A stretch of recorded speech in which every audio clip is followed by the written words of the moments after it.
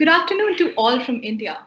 My name is Rhea, and I'm a research associate with the Transport and Urban Governance Division at the Energy and Resources Institute. A very warm welcome to all to the 2022 edition of TERI's annual flagship event, the World Sustainable Development Summit. I'm delighted to welcome you all to this thematic track titled Data Driven Governance for Urban Resilience in Smart Cities, being held in partnership with the European Union. To kickstart the session, I would like to request Mr. Sanjay Seth, Senior Director with the Sustainable Habitat Program of TERI, to deliver the welcome remarks. Thank you very much, Ria. Good afternoon to everyone who's joined today. It's both a privilege and an honor for me to welcome you to the thematic track of the World Sustainable Development Summit 22 on data-driven governance for urban resilience in smart cities, which is promoted under this umbrella theme of towards a resilient planet, ensuring a sustainable and equitable future. I'm delighted to introduce two most eminent and important guests that we have in the inaugural session, who probably do not need to most of us an introduction. His Excellency Mr. Ugo Astuto, the Ambassador of the Delegation of the European Union to India, and His Excellency Mr. Freddy Swane, Ambassador, the Royal Danish Embassy in India. I welcome you both, Excellencies, and I'm eagerly looking forward to hearing from you. In addition to this, post the inaugural, we are delighted to have a very, very esteemed panel comprising of distinguished speakers from the government, from different parts of the world who have joined us from the European Union. So let me very quickly inform you all as to who these are. Mr. Hidesh Vaidya, the Director of the National Institute for Urban Affairs, Ms. Camilla Christensen, the Consular of the Delegation of the European Union to India, Mr. Rahul Kapoor, Director, Smart Cities Mission, Ministry of Housing and Urban Affairs, Government of India, Professor Ranke, Head of Urban Planning, Department of the Department, Head of the Urban Planning Department in the city of Karlsruhe, Germany. We have with us Mr. Ole, Director of Climate Adaptation Living Lab, Copenhagen, Professor Shaleen Singhal, the Dean in Research and Partnerships in TERI SAS, and Dr. Vikram Mathur, the founder of the Transitions Research. As we all know that today, I think more than 50% of our world's population are living out of urban spaces, and this is going to increase in the years to come. While there will be reason for an overall economic, social, and cultural growth, the demographic transition will obviously put a lot of stress on our fabric, increasing the demand for land and infrastructure requirements, energy consumption, and extreme weather conditions associated with climate change. However, I think the idea is that how do we go about making sure that we are able to integrate a resilient planet, and integrating sustainability in all cores of urban planning, and so that all the unforeseen shocks and stresses are adapted while we transform, and cities need to govern its transition through innovative and data-driven approaches. The recent COVID-19 pandemic, I think, gave us a better outlook as to how data-driven governance could bring in a boom in the sphere of urban resilience, the use of technologies and innovative changes the course of traditional measures which were insufficient in controlling the pandemic. Hence, it is important that we discuss the issue of data-driven governance in the realm of urban resilience to enhance policy recommendations, management and city planning techniques through integration of various stakeholders. I hope that the discussions today involving the panelists will help us to come up with some credible and result-oriented solutions. I welcome you once again to this very important thematic track, and look forward to a very fruitful and meaningful discussion and outcomes. Thank you very much, and I welcome both the excellencies to come and give us and honor us with their remarks. Thank you very much. Thank you, sir, for your welcome remarks. It is now my honor and privilege to invite His Excellency Mr. Ugo Astuto, Ambassador of the Delegation of European Union to India, to deliver the special address. So the screen is yours. Thank you very much, dear director, dear colleagues, Freddie, ladies and gentlemen. It's a pleasure to be here with you all today at this thematic track on urbanization. We have gone through a difficult period in the past couple of years, and I think one clear lesson we draw from the pandemic is how interlinked human well-being and the environment are. And this is particularly true, obviously, of the urban environment. So the stimulus policies which are being rolled out all over the world to recover now from the economic slump caused by COVID must be designed in a way that it does not compromise the low carbon transition that we need in the years to come. The existential challenge posed by global warming is undiminished. COP26 did manage to keep us on track, but now after COP, it's incumbent on us to respect the commitments taken. Failure to reduce emissions will make it near impossible to live up to the goals of the Paris Agreement. And that is why the European Union has made a very clear pledge, which is now enshrined in law also, to become climate neutral by 2050. Achieving climate neutrality will transform economies and societies, I would say, profoundly. But we believe, and we have evidence for that there is no contradiction between growth and climate action. If you look at Europe's experience between 1990 and 2019, we cut emission by 23% while growing by 60%. The transition, there is no hiding, though, that the transition to climate neutrality will require massive investment, which will be recouped by later savings. And it's a fact that the cost of many clean solutions has come down tremendously. We have seen that for solar in India, for instance. And many of these solutions are labor intensive. They do create jobs. Let me mention here the EU Global Gateway, a recent major policy initiative launched by the European Commission. It's our strategy to boost smart, clean, and secure infrastructure worldwide, particularly urban infrastructure. It's a template for how Europe can build more resilient connection with the world.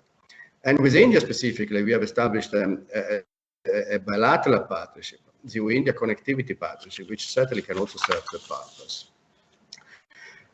And to achieve our global objectives in terms of fighting climate change and biodiversity loss, I think it's clear to all that an active partnership with India is key.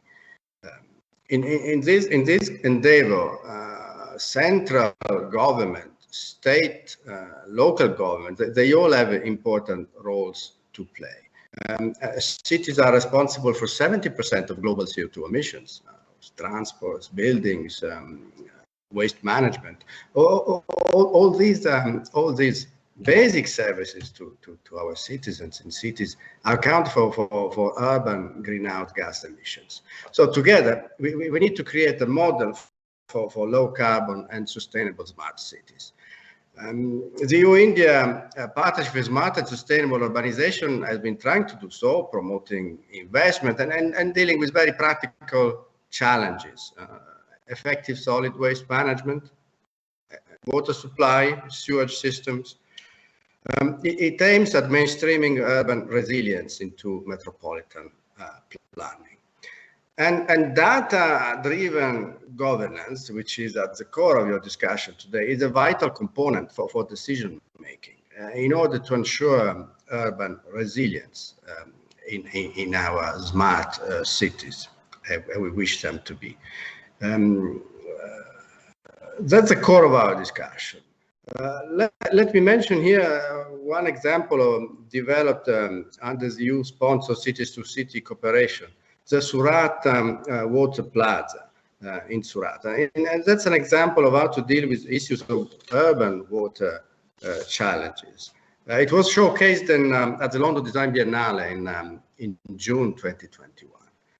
And let me also recall that the European Union cooperation with India also extends to the Global Covenant of Mayors in Asia, where 23 Indian cities are represented. So let me conclude here by underscoring that the exchange of ideas and best practice definitely is an important tool in our global effort for sustainable urbanization. And therefore, let me wish all the best for the World Sustainable Summit 2022. Thank you very much.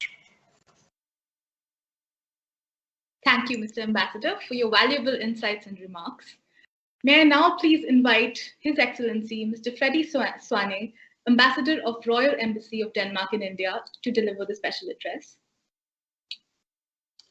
I'm audible. Can you hear me? Can you hear me? Yes, sir, we can hear you a little mildly, though. Yeah, that's perfect. Yeah, thank you very much indeed. And may I also thank from my side to be invited for this very important part of this World Sustainable Development Summit. And I can only echo what Sanjay Seth has said and what my very, very good friend Ugo has said. I mean, we need to really to tackle some of the big issues, and it all starts with not only the cities, but in fact, it starts with the human beings. So whatever we do at that level, whatever we are doing EU level, at our level, and Indian level, it all boils down to how we can get the each and every individual to be much more resilient. The pandemic showed that states, governments can do whatever, but if the individuals are not able really to do something on their own part, wearing masks as an example, then we'll move nowhere.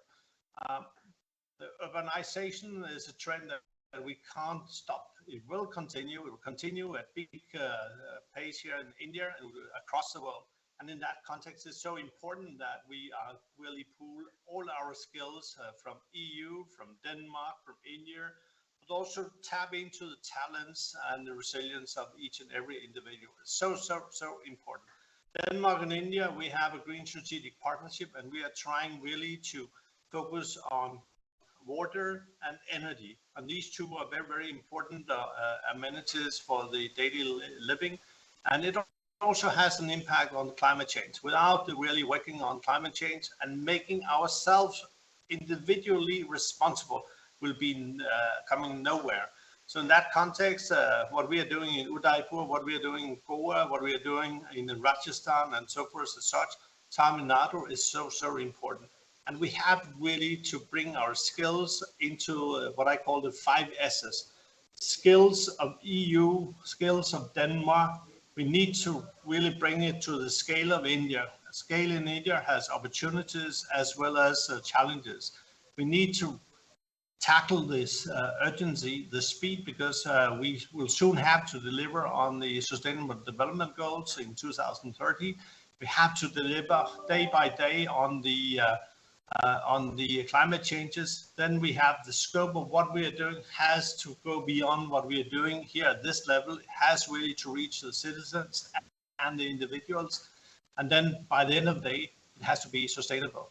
And I sincerely believe that data-driven kind of tools will help us really to spread the knowledge. We had our own experience from Goa, where we had an urban living lab, and there we developed digital tools that can be reciprocated or used, copied wherever it is, or across India, in small towns, in hamlets, and so forth. And I think it's really, really important in that context. But governance is something we all talk about and we like, but we also need to secure that this kind of smart city is not developing into Big Brother situation where people will be tracked, traced from one minute to another. We need to secure that we have data protection in place. So this should go hand in hand with our efforts really to improve the planet, improve the daily life of people, and at large, of course, creating better opportunities for all of us. The Green Strategic Partnership is not only a partnership between the two governments, the Danish and the Indian one, it's also, much more importantly, a strategic partnership from individual to individual. And in that context, it's really important that we all come out and we reach out and secure that what kind of challenges you will find in the urban areas. And they are enormous, really. And then we have really to tackle all these things. It's so, so important. I hope today's workshop, seminar, whatever it is bringing some new tools and some new experiences from across Europe into India. But I am also sure that we can learn a lot from India. India has a lot of skills, and we can also learn from that. One thing which I think we are very, very inclined to in Europe, including in Denmark, we love high tech, but high tech is very costly, and the footprint it leaves on climate is immense. And therefore, I think we could learn a lot from India and Yugat in a proper way, so we can have far better solutions that people also can pay for. Affordability is a driver here.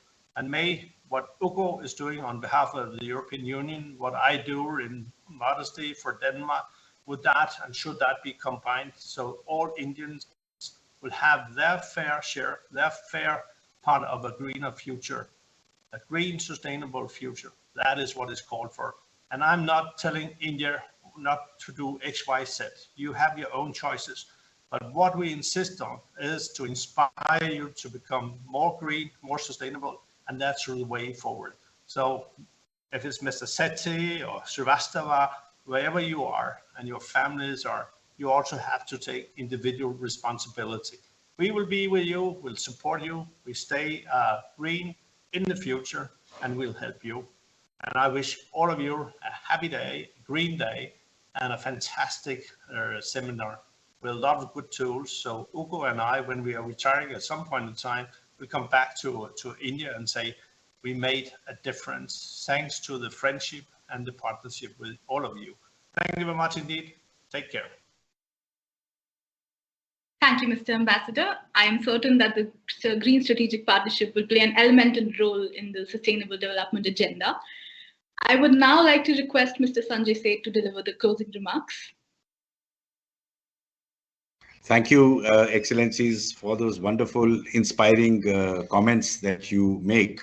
And I'm sure that the discussions today will integrate some of this into their outcomes.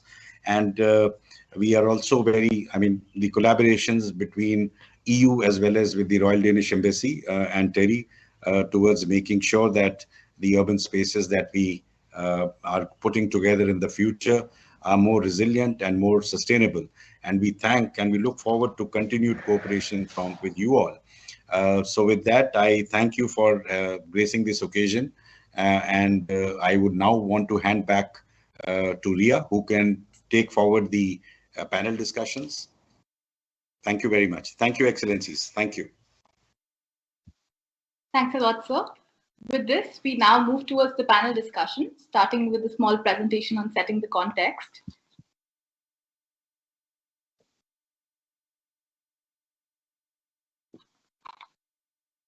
So resilience in the urban context comprises of three aspects.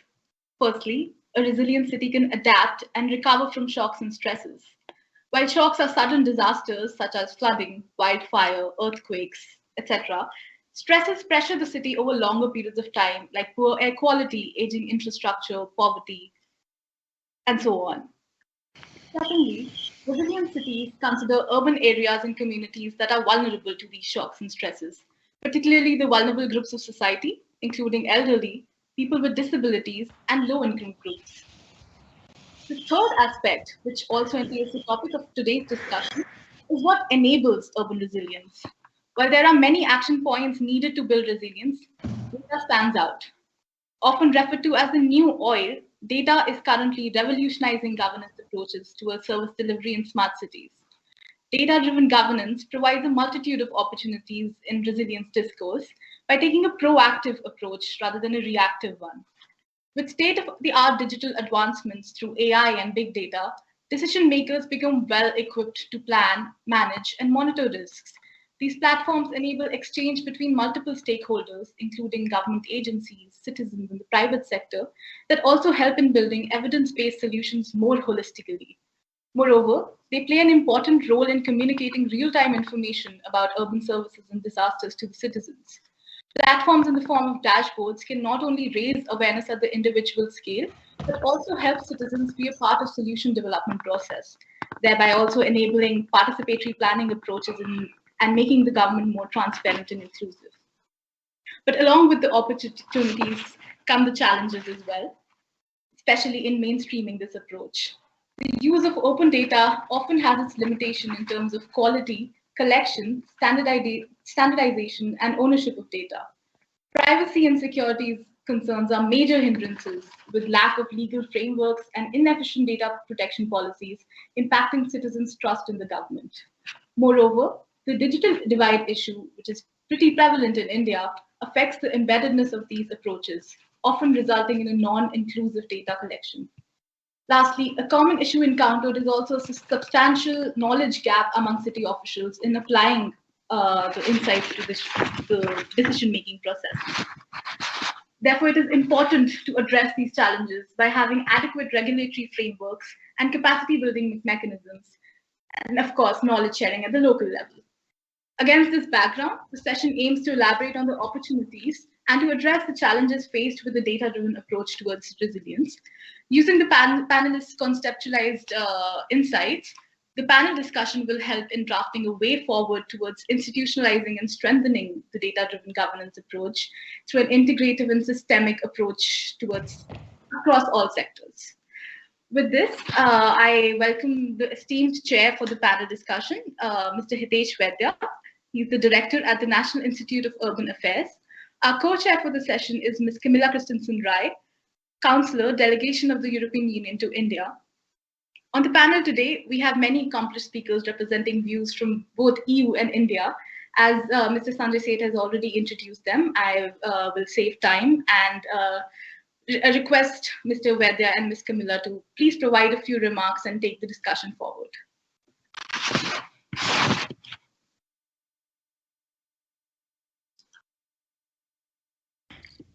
Thank you, Rhea. Thank you, Sanjay ji. And thanks all the panelists being here. Great good afternoon from National Institute of Urban Affairs and also on behalf of Ministry of Housing and Urban Affairs to you. Well, whether it is a Ministry of Housing and Urban Affairs or a National Institute of Urban Affairs, we are talking about affairs of the city.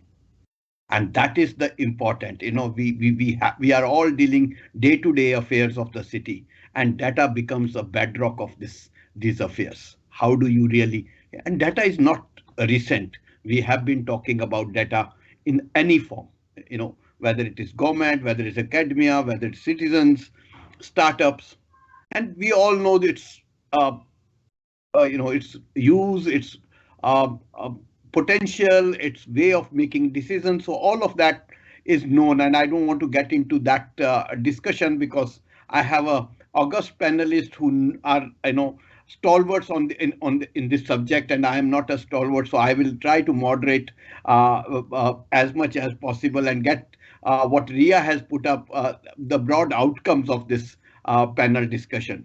So I have my co-chair Camilla Kristen also with me, and she will also speak, but we have only 55 minutes, as you know.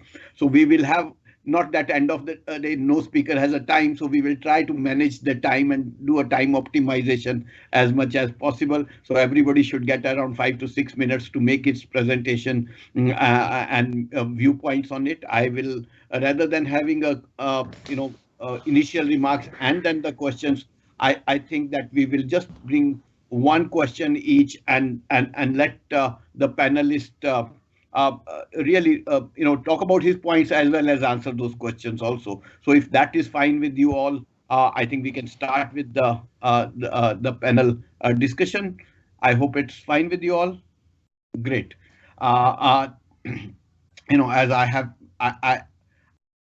As I said just now, told about that data was every time. What is that is triggering now this discussion on data and governance? Because whether we want governance-driven data or we want data-driven governance, I think that is what lens you want to look at it is a different story. You can look at the data from the resilient lens and look at the governance and also resilient lens. You can look at the data from the child-friendly lens. You can look at it from the disaster lens.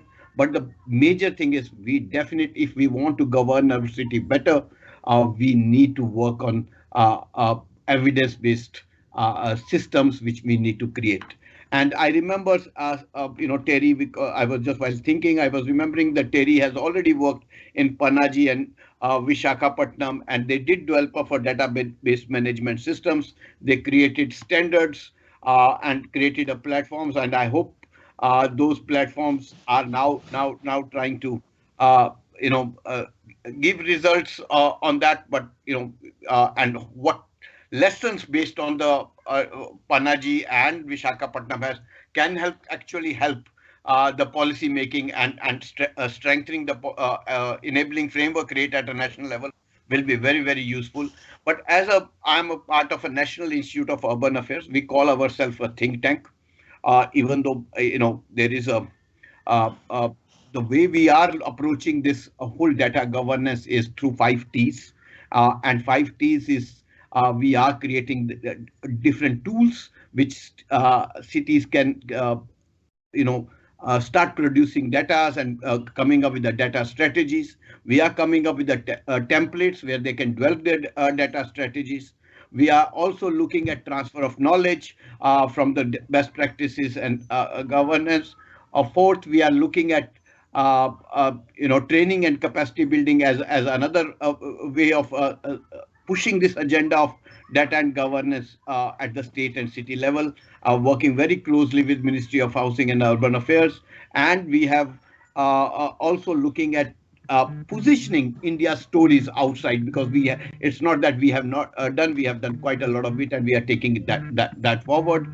So one of the area where we have recently worked on it, we have done a climate assessment framework of 126 cities on climate indicators. Now, so much of data has been gathered with 28 indicators on climate issues. The idea is, how do you mainstream this information which has come up from this database? How do you really make sure that this information or this data which we have collected start helping cities to make a right decisions? What is that is required to trigger that decision making process? And I think that's the challenge. We have a data, and the one of the area we are looking at is using this data, creating a clusters of challenges which cities have come up, and seeing how, if the prime minister has given this call of 2070 net zero, what requires to do be there, what is that journey going to be to reach that 2017 net zero? So I think that's the area where we are working on, and we are working very closely with ministry on this climate assessment framework, creating new approaches, new way of doing things. But I think we need to really push very hard to really create this culture of data within the cities, and that requires a lot of governance frameworks which has to be established at a city level. Just by saying that data and governance will lead to a better resilient, I think those are issues. Question is, how do we really create the whole culture of data where we link all the key pillars, which is people, processes, platforms, and uh, which are all driven by the data.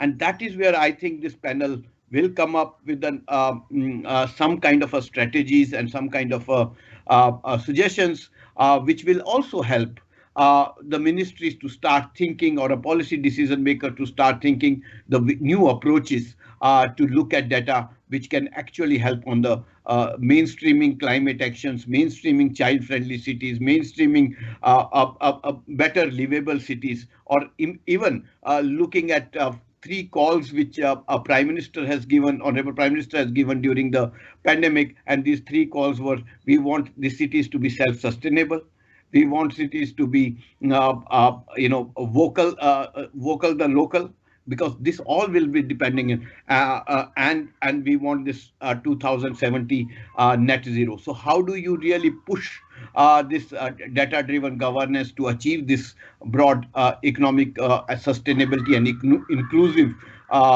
frameworks which has been given in our budgets, in our economic survey, and the policy directions from the policy leadership at the national level.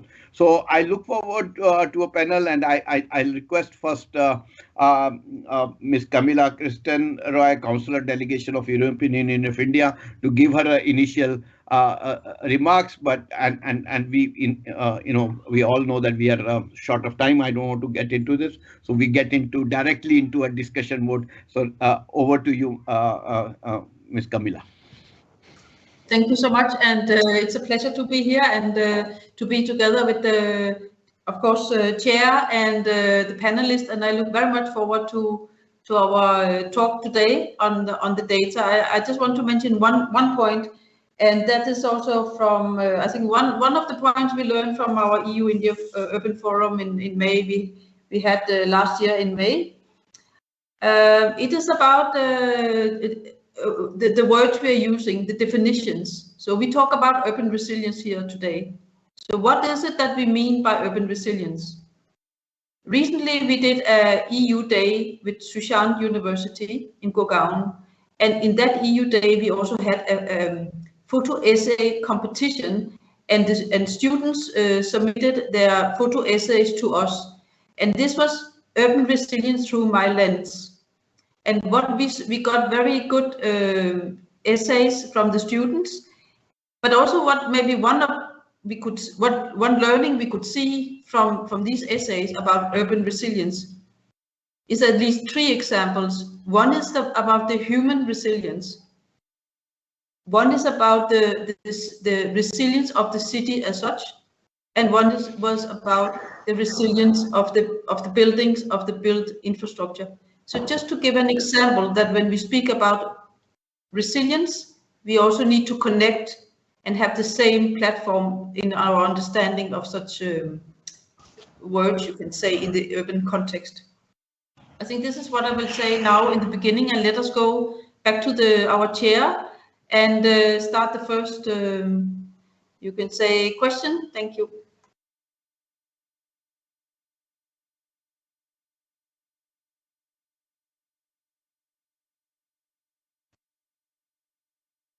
Hello. Hi. Yes. Sorry. Yeah. Now I'll request my first speaker, Mr. Rahul Kapoor, who is a director, Smart City Mission, has been really championing data-driven governance within the cities, and I think he is one of the last 2 years, the way lot of work which has happened in the ministry towards data-driven governance has been really spearheaded by Mr. Rahul Kapoor and Mr. Kunal Kumar together, and we are following that path which they are really paving for us. So I'll request Mr. Rahul Kapoor to make his initial remarks, how and really talk about what is the role data-driven governance can play, and what type of approaches we are doing, and what need to be done to strengthen the urban resilience while we are talking about data-driven governance for urban resilience. So over to you, Mr. Rahul Kapoor. Thank you so much. And indeed, it's a privilege for me to be here speaking on this forum. What we see globally, there are 2 trends which have got a lot of focus. One is, of course, urbanization, and the second is disasters, with both natural disasters, man-made disasters taking prominence, the current COVID-19 pandemic.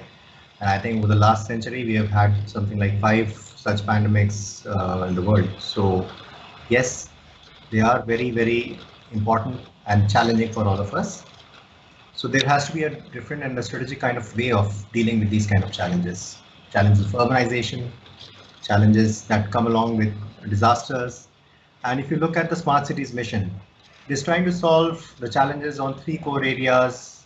One would say that how you improve the quality of life of citizens. So be it on health parameters, the overall education system, be it on mobility, energy related issues that cities are facing today. So you have to have interventions looking at this area.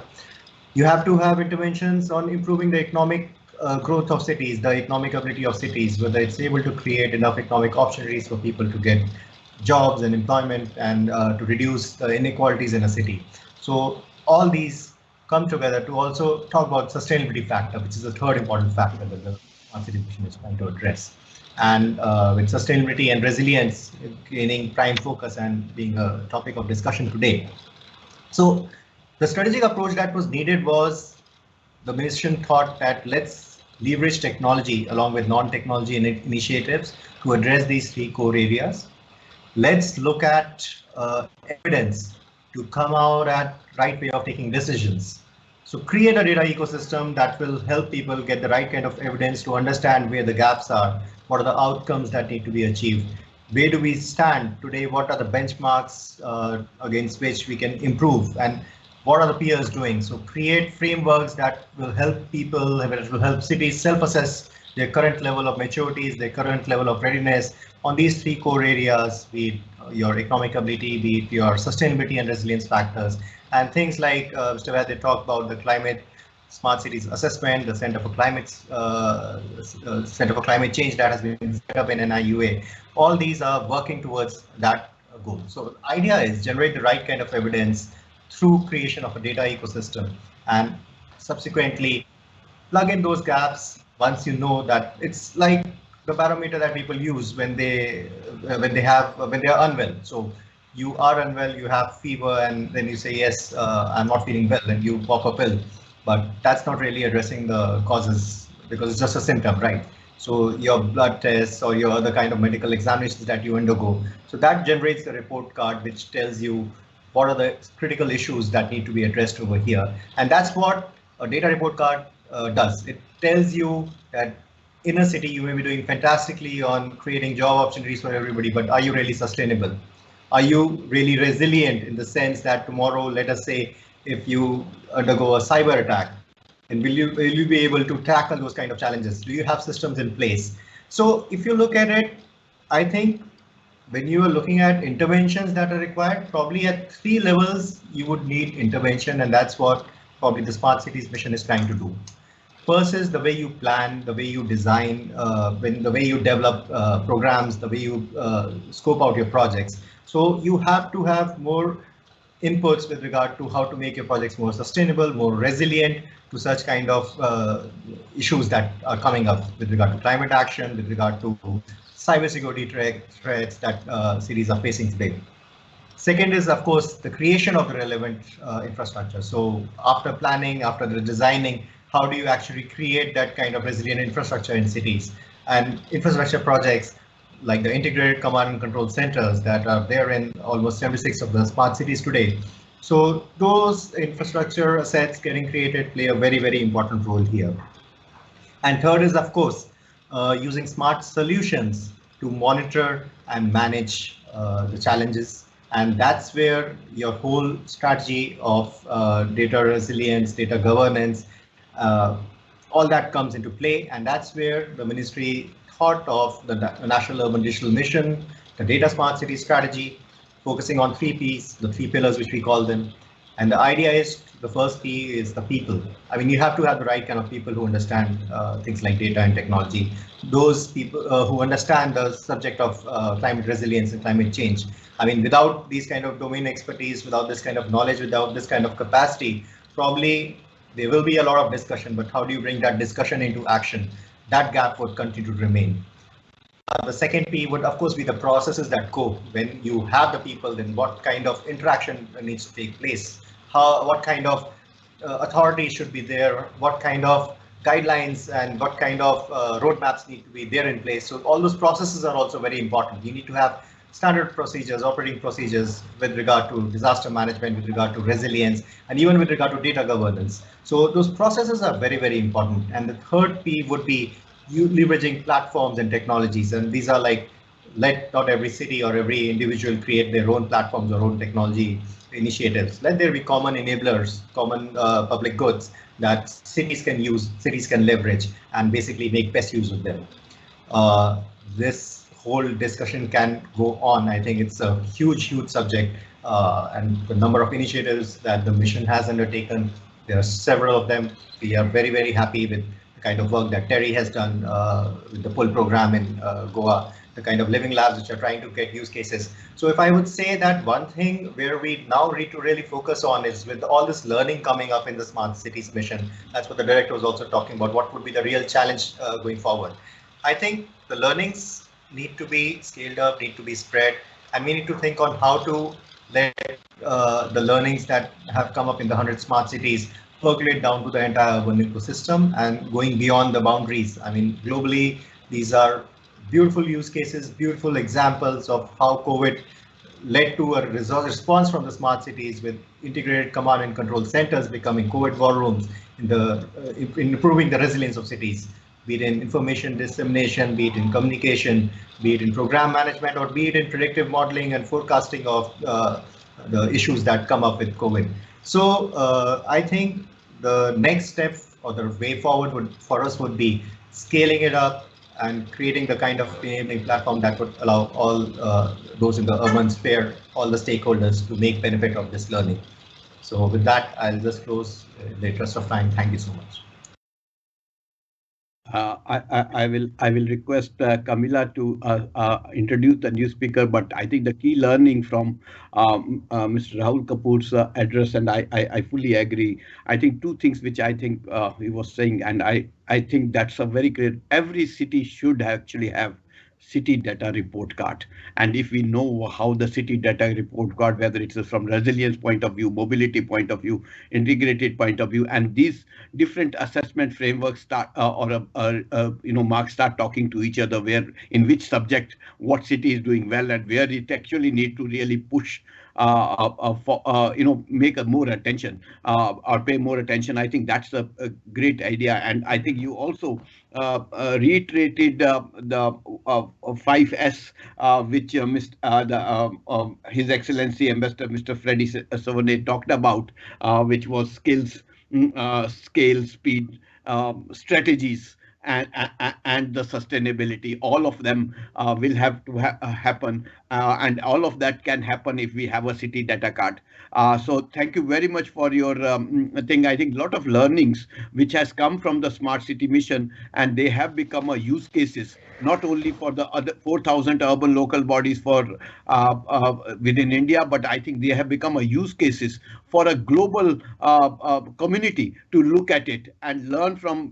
So now I think with the use cases which we have developed, I particularly feel, and the way I have seen, they have also. It's not only that we need to learn from others. I think outside community, global community also has to come forward and learn from India. And India has come to a position where it can now start telling what it has learned from its complexity and challenging situations. So thank you very much for your interventions, Mr. Rahul Kapoor. Over to you, Camilla, if you can introduce the next speaker and take it from here. Sure. Thank you so much. Thank you. So I'd like to kindly ask to Professor Anke Karmann, Head of Urban Planning Department, City of Karlsruhe in Germany. It's a pleasure that you could be here today. And of course, I'd like also to mention that City of Karlsruhe is a part of the EU-funded International Urban and Regional Cooperation Program, and being continuing part of this very important program, where cities in Europe and cities in India are working together on important topics in the urban field. So I'd like to kindly ask to you. So to what extent is data used for decision making on urban resilience in the city of Karlsruhe, and by whom? So, and we have around 3 minutes, and thank you. Okay, thank you very much. Thank you so much for the invitation, and we are really delighted to contribute the lesson learned of the city of Karlsruhe in this panel. Karlsruhe has a strong foundation for future-oriented technologies and a range of excellent academic and research institutions. It's one of the UNESCO City of Media Art and stands for social and technological innovation for creativity, connectivity, and interdisciplinarity. We are facing in Karlsruhe a double challenge. We need to satisfy the growing demand for urban development. I think, like in a lot of the cities, while protecting the environment and giving answers to the acute shocks and chronic stresses. In the city of Karlsruhe, smart cities are associated with a vision that aims to preserve the quality of life in the city and build resilience together with the citizens. Building on the UN New Urban Agenda, the Federal Ministry has developed a smart city initiative, also a charter. Well-being and common good are the heart of sustainable city. And the key questions are to strengthen these values.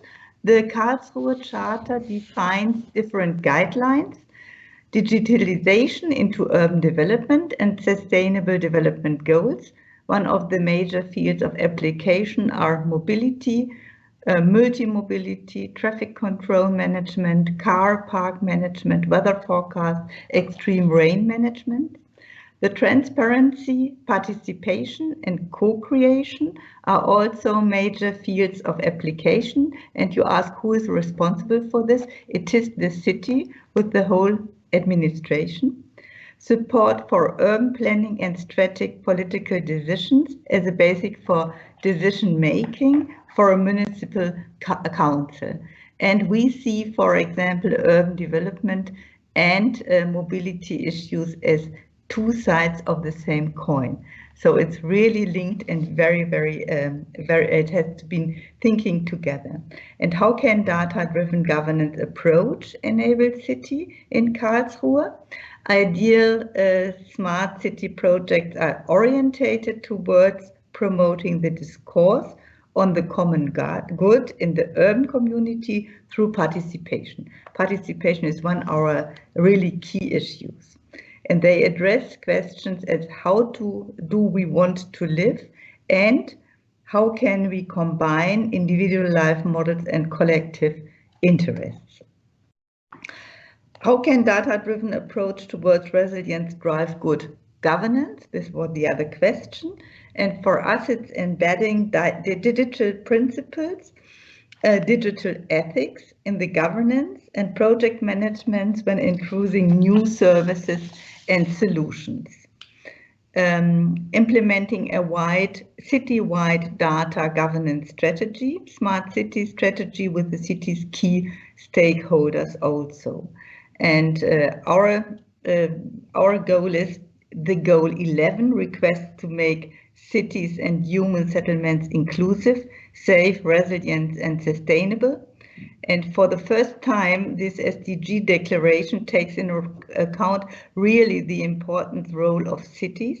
And the cities and agglomerations are the most effective implementation of the measures. So we hope that we can contribute a part of this. Thank you, sir. Thank you so much. Thank you very much. And for also mentioning the Karlsruhe Charter. And I think also very important what you mentioned is that how we want to live in the cities, and the importance of the participation of the citizens as well. And then you also mentioned the citywide data strategy. Mm-hmm. So thank you very much. And I will thank you very much for your intervention. I will hand over to our chair. Thank you. Thank you. Now I'll request Mr. Ola Larsson, Director, Climate Adaptation Living Lab, opinion to talk about his initial remarks, as well as maybe look at how do data-driven approaches promote good governance, and if you can really put that maybe into inclusivity, community engagement, ethics, transparency, if you can highlight some of these issues. Over to you, Mr. Larsson, please. Thank you very much. First of all, also thank you for being here. And maybe just to start very briefly, I think we all recognize that cities are not the cause of climate change. They are actually a lot of the solution to building a more sustainable society. Hence, if we want to have a higher degree of resilience on the earth. If we want to have a better home for people, we must make resilient and livable cities. I'm working in Denmark, and Denmark, we have been happy that, or fortunate that some international journalists had been looking at Copenhagen and have several times mentioned that is the most livable city in the world. I think it's questionable when you look out in the poor winter weather, but that is another question. What makes up a livable city, and how do we actually progress, and where did data come into our governance?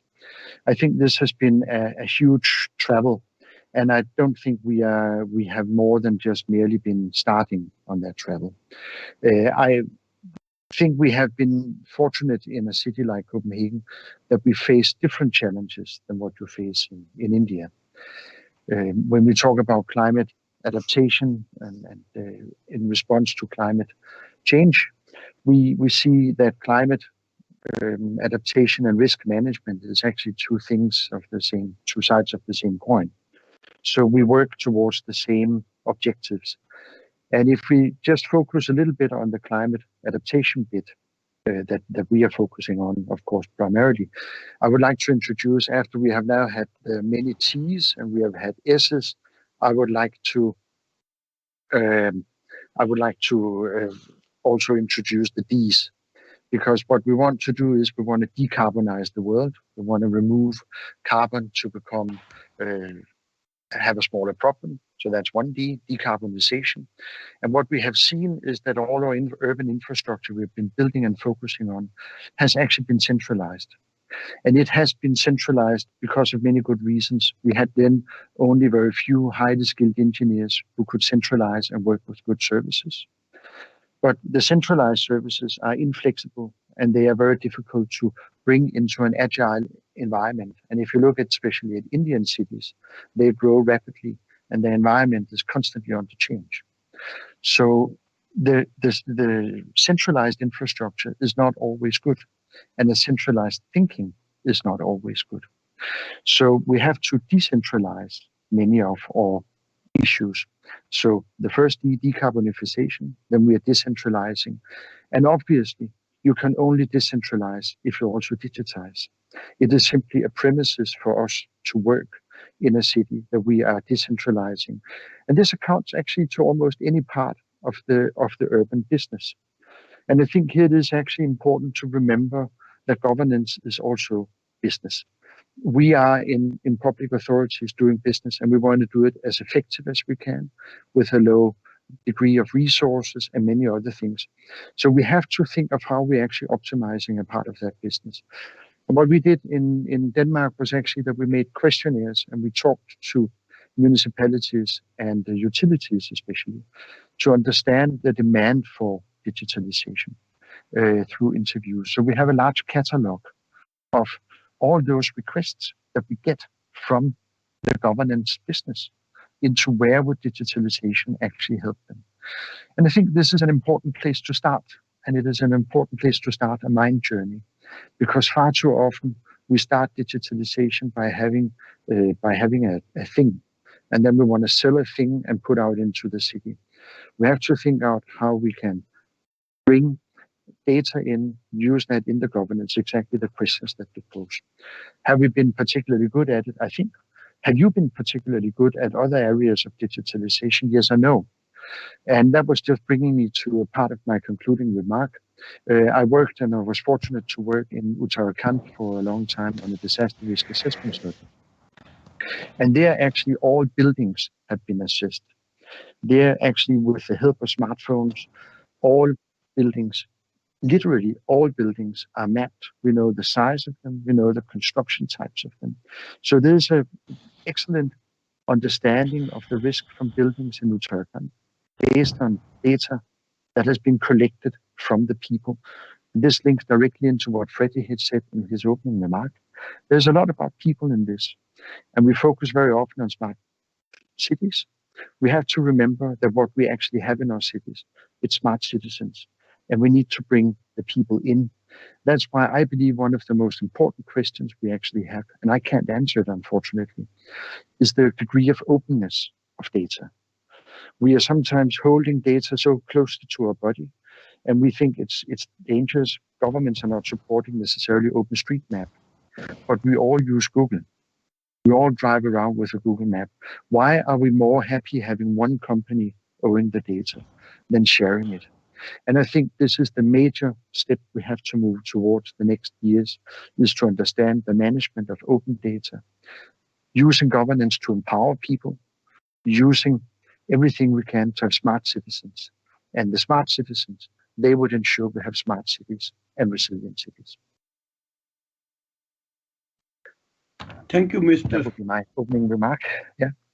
Thank you very much for your comments. And I think you did talk about 3Ds, but I think you introduced 5Ds. And I think Yeah. that was a really beauty while you were talking about it. And I think these 5Ds, which is decarbonization, decentralization, digitalization, and I think the next, which I liked it, all of this has to be demand driven. It should not be Yes. supply driven. It should not be looked at it. I feel that cities should do it, but cities should feel that this should do it. So I think that's a 5D. And I think one area where we really are also struggling with this is degree of openness of data. And I think that's a fifth D, which you have Exactly. talked about. So I think these 5Ds, while we are moving of digital transformation within the country, and we are also experimenting a lot of new ways of thinking. I think these 5Ds will definitely pave a long way to start thinking and really starting like how we can involve these different stakeholders while designing the digital governance frameworks for any country. So thank you very much. I'll now request a colleague from TERI, Professor Shailin Singhal, Dean Research and Participant School of Advanced Studies, to make his remarks, as well as talk about TERI's experiment with digital governance, and also how what are the numerous challenges that comes up in the data-driven governance approaches towards resilience. So over to you, Mr. Singhal.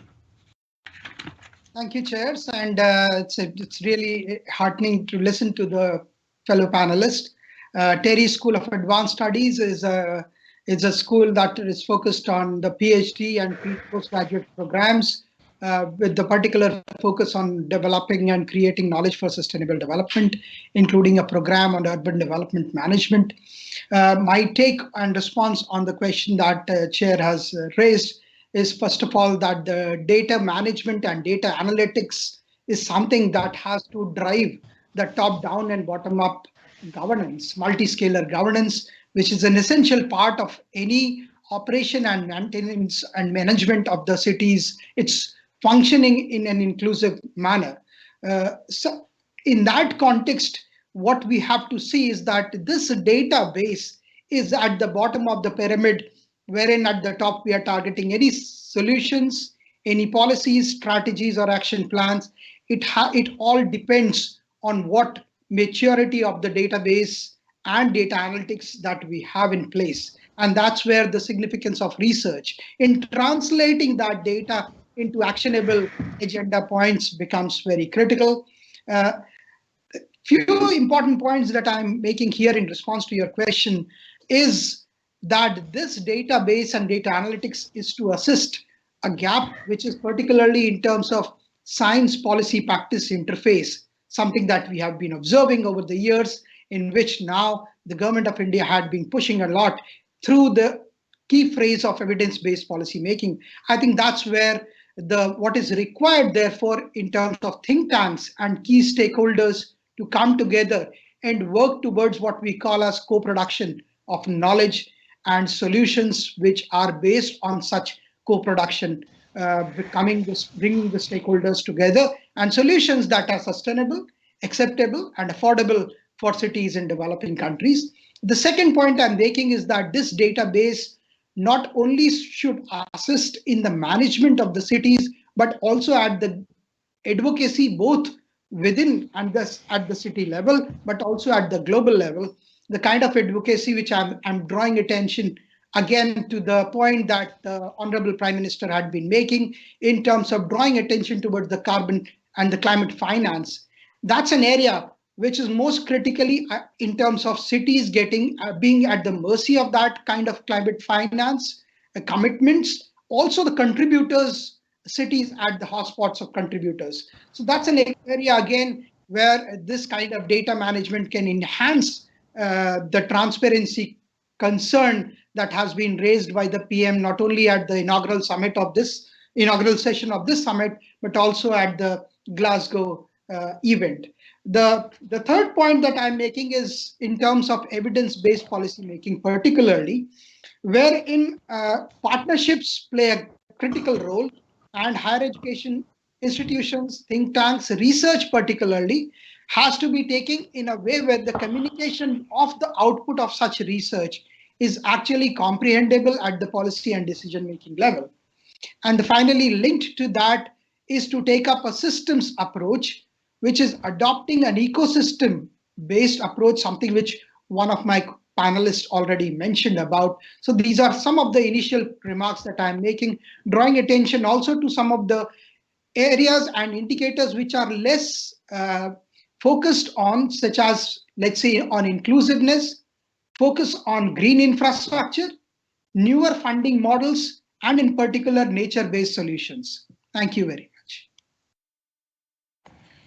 Thank you, Mr. Singhal, and thank you for your points. And while you were speaking, I was actually remembering, as a policy think tank with the National Institute of Urban Affairs, I think some of these areas we are also pushing forward. And I think your first point, which you said, is a horizontal vertical linkages, but I think what you meant, and I assume, was connecting the different dots together, because right now we are working in our own silos. How do we start connecting these dots and make up, rather than data, take it to an information based or policy planning rather than the database. So, move it from the data to more informative way of making policies.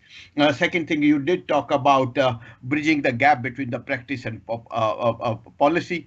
So there is a lot of a gap, which is what is happening at the ground level. And there, third, I think partnerships. Nobody has a solution on its own. So everybody has to collaborate and co-create. I think that's the way we need to do. And it's easy to say, very, very difficult to work. But I think that's the only way we can, if we want to take forward. But one thing which I really liked, and I think, is this whole communication. Right now, what I feel, the policymakers and the think tanks and people who are really driving this, the language which they speak and the language which our cities understand, they are two different languages. And unless we start talking demystifying this data and technology to their need, I think we will not be able to push this data governance agenda forward. So that's my take onto it. But I thank you very much for your remarks, and I think a lot of areas where you talk about, and I liked about co-production of solutions, which you are really talked about, is going to be the only way if we really want a solution-oriented approach to really work and help states and cities to make those evidence-based policy decision-making. So now I'll request Camilla to introduce the next speaker, and from here. Thank you. Yes, thank you so much. Yes, yes, it's a pleasure to welcome Dr. Vikram Mathur, founder, Transition Research, and welcome to the panel, and nice to see you. So I will actually ask the same question as I also asked to Karlsruhe, to you. So that is to what extent data is used for decision making on urban resilience, and by whom? And I know you have good experience, knowledge from in Goa, and you also work on the Urban Living Lab. So maybe you'd like to share some thoughts. Thank you so much. Thank you. Thanks, Camilla, and it's wonderful to see you again. Just for context, Camilla, Rahul, even Freddie mentioned the Urban Living Lab in Panjim. I was the team leader for that effort, and some of the ideas I share with you today come from that wonderful opportunity, and Camilla was intimately involved in it, at least at the onset of it. So I want to approach your question, Camilla, from two angles, and I must kind of make a submission that I am a sociologist of data and technology, and so I come at it a little bit from a critical perspective. So bear with me, please. But first of all, I want to talk a little bit about the question of data and resilience, right? So, and this is from the work that we've been doing in resilience, that there is this misconception very often that that science and data is driving action on resilience planning or climate change in Indian cities or cities in general. And I think we have to be aware that a lot of the decisions on resilience actually, and whether using data or not using data, have a really strong kind of social and institutional context to it. And it's important to understand it, right? So Indian cities, resilience projects emerge from a messy social and political process. And I'm not convinced that good or bad data will render those decisions technical, so to speak, right? So I think that's really important. So rather, we need to also evaluate institutional frameworks of making, and how do we deeply alter politics, norms, attitudes, behavior, and incentives to act, right? So that's, I think, really important, that data is not always driving resilience decisions, and do we really want it to, right? Perhaps we do to some extent, but we also need to understand the context of those decision making. A wider issue which has I think plagued climate action in general, which is this whole idea of uncertainty and inaccuracy of data, right? So we have always been claiming that we don't have accurate data. There is a lot of uncertainty related to climate change data, the downscale data,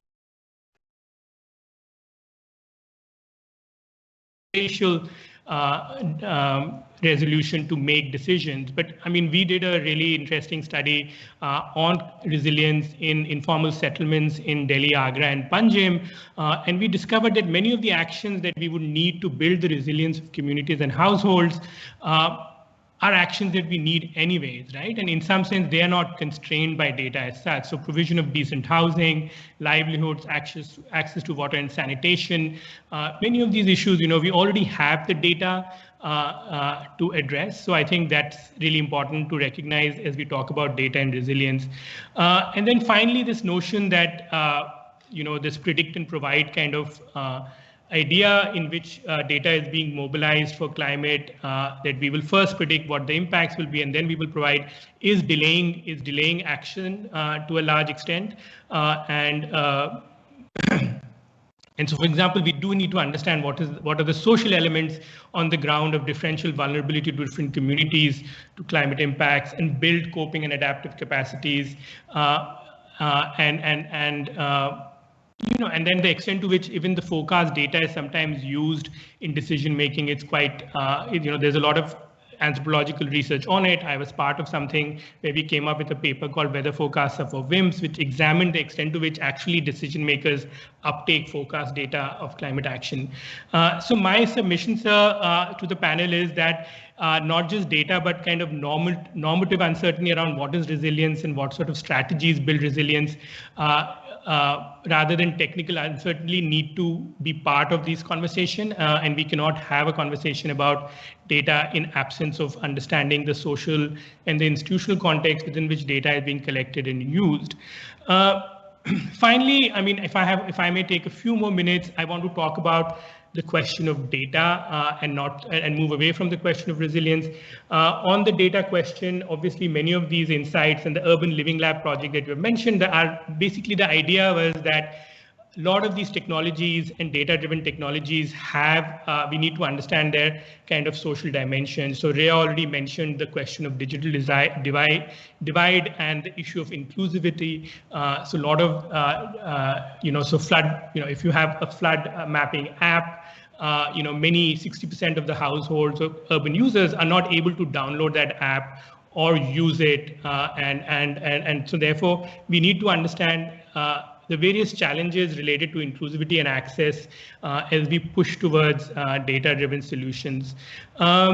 I think the question of transparency was another question that's been posed, and it's a challenge that we have also discovered in the Urban Living Lab, that sometimes the dashboards and the integrated command and control centers and data platforms are constituted as new mediating points through which knowledge about the urban context is coordinated, produced, and enacted, and creating new control capacities and capabilities, and deeply changing the way in which we understand city. And one of the projects in the Urban Living Lab, which didn't relate to resilience as such, but we worked on women's safety, where we used an AI-based app to understand which areas of the city needed more lighting and so on and so forth. But actually, to finally take decisions, we had to walk around the city with groups of women to combine the kind of digital data, but also to experience the city in the good old-fashioned way, as urban planners have continued to.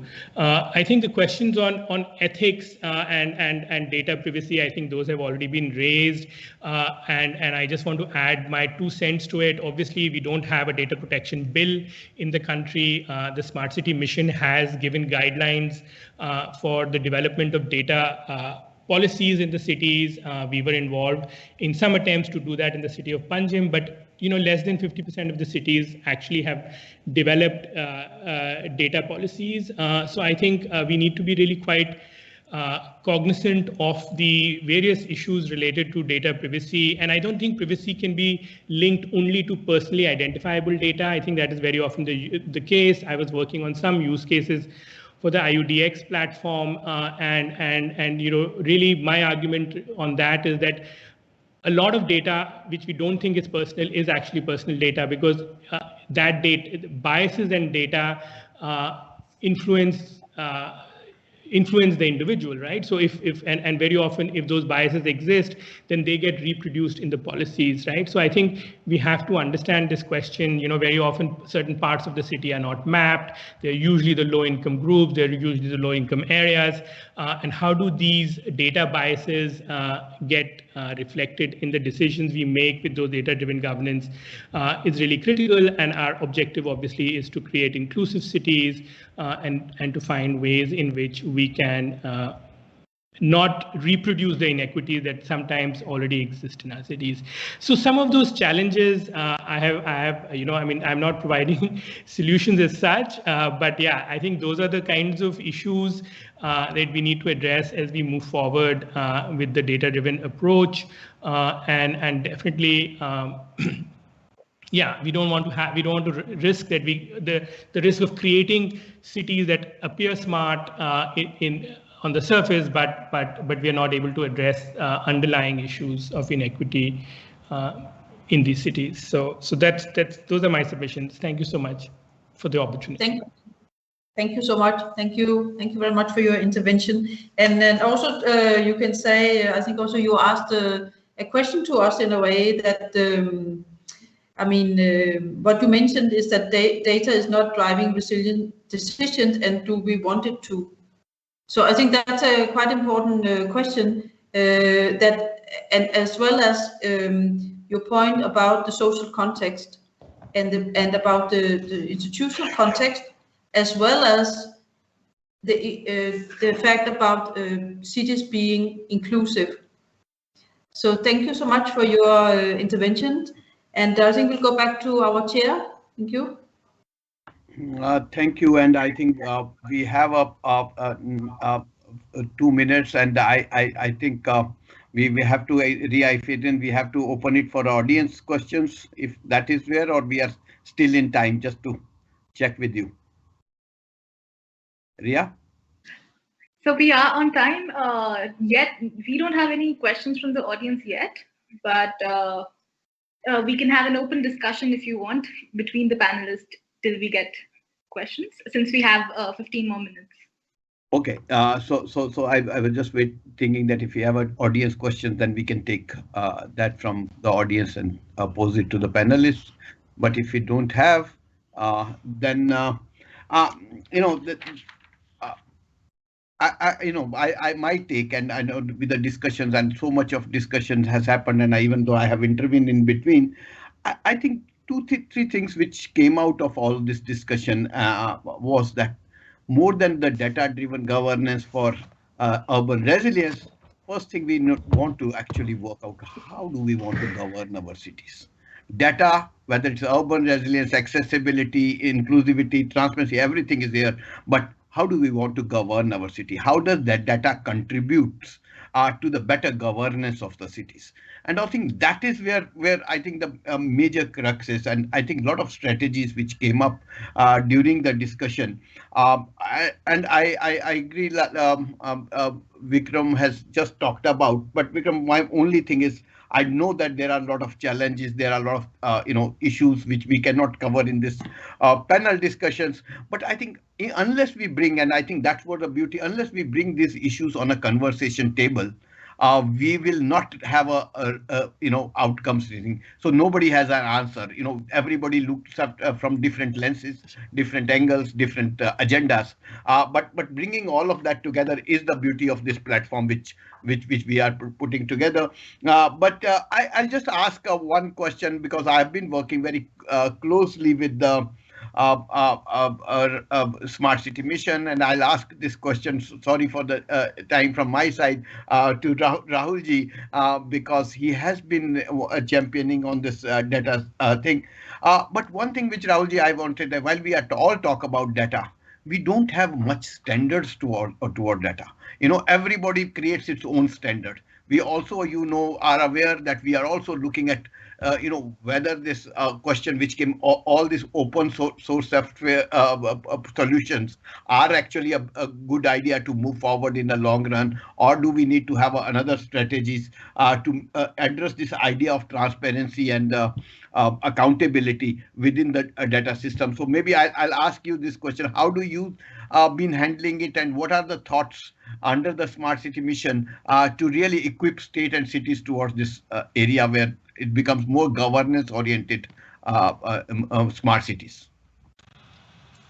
So we are also evolving in our challenges. When the mission started, it was first about technology. Then it evolved to the whole data that is floating around, and how do you tackle that data? How do you manage that data? Or how do you use it for best use? Right? Getting the people in place, getting the processes in place. And now we are beginning to talk about standards. And yes, that's how evolution takes place. So just like with open data, the challenges of access control data came in. There was some data that could not really be open. And now today we are talking about high value data sets. In high value data sets, the next question would be about monetization, like how do you monetize data? And if you're talking about monetization, then of course the secured exchange layers, things like the IUDX, the Urban Data Exchange, trying to address really. So all of that would require standards. So there are going to be standards for data exchange, there are standards for the various governance services that you're going to implement. So let us say there are different cities, different states, each doing its own thing with its own set of rules, set of procedures. So there are different acts. To give an example, yesterday I was having a discussion with the state of Rhea, and they have municipalities, they have corporations, both governed by different acts. So as a software developer or a service provider, you say that, yes, this is a package which you can deploy. First thing, this state's acts will be very different than another state. And on top of that, the municipalities have different processes, the municipal corporations have different processes, the number of layers are different. So you would require software customizations at each and every level. So what would be the minimum viable product that would be applicable to all? So you have to define standards looking at that context. So when it comes to standards also, sometimes we tend to overdo, we tend to overprescribe. As a result, it stifles innovation, it stifles further growth, and it causes more problems than solutions. So standardization has to be in a very fine balance, and that's how we are trying to look at it, be it data standards, be it standards for exchange, or maybe even for other kind of technology standards that the smart city mission is developing. It is a learning exercise. There will be various stakeholders involved. Idea is to get all of them together, and I think best standard is one where no one is really happy on. I guess that's it from my side. Yeah. Just a quick, because Vikram has worked with a lot of Panjim, and he has a hands-on experience working in Panjim. Vikram, just if we talk about data governance, how do you scale up whatever lessons you have learned in Panjim, if it has to be scaled up or replicated by different cities, what are 3 things they need to do if they have to move that work which Panjim has done? So if you can. Yeah, I mean, I think a couple of things. I think definitely, and I'm here not talking about kind of sectoral experiences, whether it's about safety or resilience, but really as they constitute to the data. I think what is, I mean, some of these ideas have already been thought about and mandated by the Smart City mission, but not implemented. But the idea of data alliances, right? So I think what we found that very often, we did a flood mitigation plan for a part of the city of Panjim, but it was impossible for us to get data from different departments and from different bodies. And I do think that this kind of harmonization and collaboration between the different departments will be really important. The other issue as we scale up, so frameworks for those kind of data alliances, right? The third thing, again, obviously, I also feel like this is also mandated by the cities that there should be a chief data officer, but many cities we have worked with or interacted with don't have these chief data officers, and we do need that technical capacity of somebody who not just understands the technical aspects of data, but also understands some of the more complex challenges around the use of data and so on and so forth, right? So I think that I think is the second kind of idea that we need to think about is how to build that technical capacity. And then finally, one of the issues that I struggled with in Panjim, and especially like any idea of a sandbox needs to have some kind of regulatory framework and support, right? So when we deploy technologies, so idea was that we might deploy some Danish technologies around water resources, right? We need to really have some rules about the increased participation of the private sector in the provision of digital solutions, right? And how is that participation regulated? And especially if we are testing solutions, then given all sorts of concerns around the ownership of data and data. Like many of these issues, even when Rahul mentioned the marketplace and monetization, many of these issues remain unresolved. I would say like they're interesting issues and important issues to deal with, but from a kind of regulatory perspective, they're not being answered, right? And we have been waiting for a national level data policy to provide that guidance, but somehow the parliament never manages to yeah, so everybody knows what are the challenges at that, right? So I just feel like for the data-driven approach to move forward, a lot of the regulatory frameworks, which will even improve the kind of willingness of private sector to participate, need to be resolved. I don't know if that's a good answer, but yeah, definitely that's how I view it. Thank you. And the devil is in the detail, unfortunately. Yeah. I mean, we can say data is oil and data is sunshine, but fundamentally, there's a lot of detail that needs to be thought through. Mr. Ole, if you can talk about, you talked about your experiences in Uttarakhand, and I'll just for time thing, if you can just tell us 2 things which you think based on the learning from Uttarakhand, which need to be really thought about if we want to scale up, and a speed which we are talking about, if we have to achieve those, what are those 2 key things which we need to take forward? Sorry, the one key thing was what to do to scale up. Can you hear me? Yeah. So the first question was how to scale it up. Yeah. And the second was to speed it up. Speed it up. Okay. Yeah. Yes. Super. Thanks a lot. Firstly, I agree on many things that have been said, and I know you want me to rush. I just wanted to make one initial comment. We always say that data is gold, and there's a lot of value in data, but we give it the value ourselves. So whether we would say, water levels along the entire Ganges River system, whether that is state secret or whether it's something that should be open, that is ourselves that put that value into data. And I think there are much more values by sharing data than there would be by restricting data. And exactly in Uttarakhand, what was done there was that we made mobile apps, and there was a company who use the apps at actually relatively low cost, distributed around the state. And the idea was essentially just to map few buildings yourself. So rather than having a centralized monitoring system, then decentralize the data capture. And that was something that could be speeded up within, so I think it was executed in less than 3 months. We had data for all buildings in Uttarakhand. So this requires, of course, that somebody would have a smartphone that can be used. There are always somebody with a smartphone. It's a relatively small payment.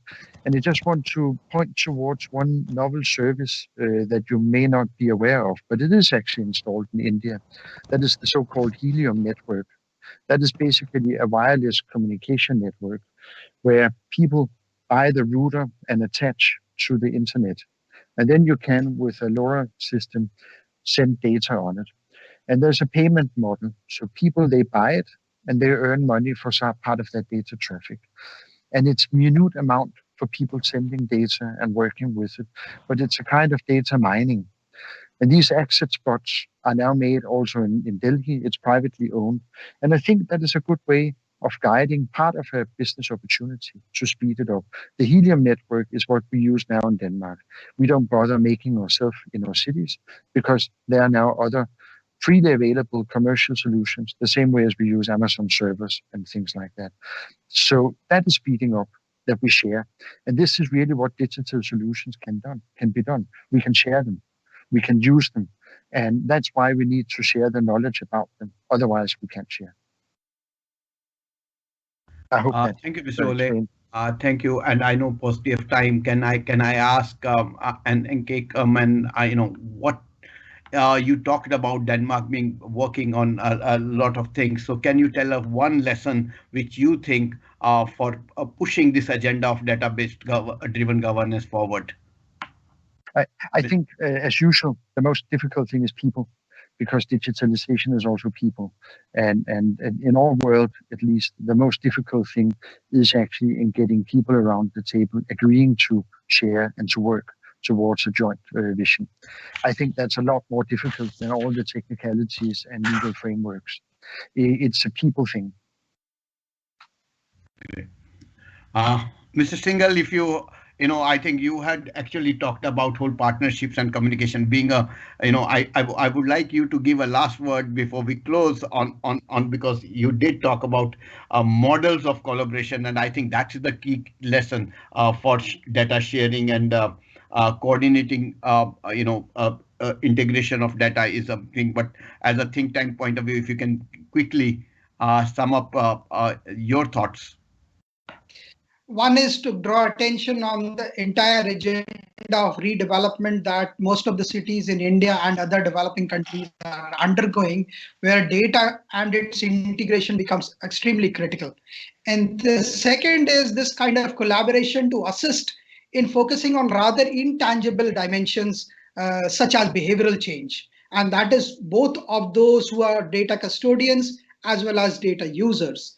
And data users, I mean all, including the beneficiaries, but more so who are actually generating as well as using. How to identify and use that data is rather critical. And in that context, capacity building, focus and attention, and let's say to some degree, innovation in that entire approach is extremely critical in terms of taking that agenda forward. Finance is another area where innovation is required, looking at newer financing models, particularly by capitalizing and let's say harnessing on the real estate value that most of the cities will be undergoing because of these layers of transformations being added up in these cities, particularly the metro cities. Thank you. Thank you. And I think we are almost on time, and Rhea is looking and giving me that 4:15 has happened. I just thank you all the panelists for their valuable inputs. I think this is not within 1 hour we could have closed this discussion, but whatever, we got a lot of areas where I think we all need to think about, we all need to debate about, we all need to deliberate, because as Honorable Finance Minister said, a business as usual approach will not work. we need a new approach, and the new approach will not come from somewhere else. It has to be deliberated, it has to be discussed, it has to be thought about, it has to be designed, and that is how we will talk about a post-pandemic new approach of doing business. And I thank you. A lot of thoughts which has come up during this discussion actually talk about what should be the new approach, and data-driven governance is going to be the new approach moving forward. So with that, I thank all the panelists, and over to you, Rhea. Thank you very much, sir. So we do have one question from the public, if anyone would like to answer it. This is a question from Dr. Dipanjana Maulik from Environment Department. Data-driven governance is expected to expedite near real-time interventions based on hardcore data. How can this data capturing be expedited, and how can data from different sectors be integrated in a common platform? If anyone would like to answer that. I, as a chair, I'll take a liberty, because I know Mr. Rahul Kapoor is already starting doing it. He has come up with a new platform called Amplifier. So I'll ask him to do it in a positive time. I think that's where I know him. So my apologies giving him a bias towards him, but let me give this question to him. Thank you so much. I think, so, you know, what we realized that a lot of initiatives by various government departments, government programs to capture data. So you have data coming in on the health sector, is WASH data coming from Swachh Sarvekshan. You have smart cities mission doing the ease of living and data assessment frameworks, or the municipal performance index getting a lot of data in the open data portal. And whenever we used to go to cities, this was a common complaint that we used to get, that every time the central government would come up with a new assessment framework and we would just be collecting data from one source to the other. So why can't we reduce this redundancy? Why cannot we have a simpler way of getting data, or automating the whole process of data collection? So as part of that, what we came up with was the Amplifier portal, and it's an assessment and monitoring platform for, it's basically nothing but an urban data bank. And what we are trying to do is collect data points from all the cities, arranged sector-wise. So you have all health indicators, all mobility indicators, or all environment-related indicators at one place. So what it does is it allows cross comparison to take place. It allows you to create your own frameworks if you want to have, if you want to basically create a framework on, let us say, energy, and maybe there are multiple assessment frameworks which are collecting that kind of data. You probably can combine that and draw your own insights or analysis for your specific needs. So building this urban data bank had been in our minds. We are taking this step forward. We are going to very soon start the integrated assessment exercise, wherein we'll be trying to collect data sets and bring it onto this common platform, and also bring in geospatial abilities onto that. And subsequently, it will be open to the larger community of researchers and people who are stakeholders in this ecosystem. Thank you, sir. Thank you very much for your response. Rhea, over to you. So you want to do a formal closeout? Sure. I would just request Ms. Camilla to come in. Right. Thank you so much. Thank you. And before I will just do a small kind of takeaways, I will ask one question to Professor Anke from Karlsruhe. So I'd like to hear, I mean, if you just give us what is the main point, what is the most important takeaway you have to us from your work in city of Karlsruhe? Just very briefly, thank you.